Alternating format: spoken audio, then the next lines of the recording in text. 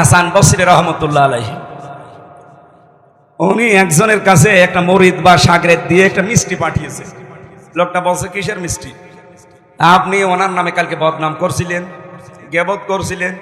আর গেবত বা বদনাম করলে কি হয় আপনি কি জানেন? আপনার জীবনের নেকিগুলো সব তার আমল নামায় চলে গেছে, আর তার গোনা যা ছিল সব আপনার আমল নামায়।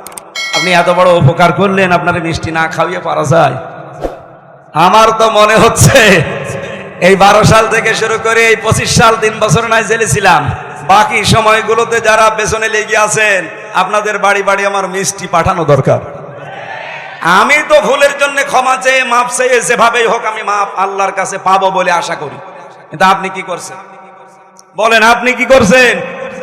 আপনি নিঝুম মজুমদারের বিরুদ্ধে কথা বলেন না, ডক্টর জাফর ইকবালের বিরুদ্ধে কথা বলেন না, শেখ হাসিনার বিরুদ্ধে আপনি কথা বলেন না, আপনি কথা বলেন আমির হামজা।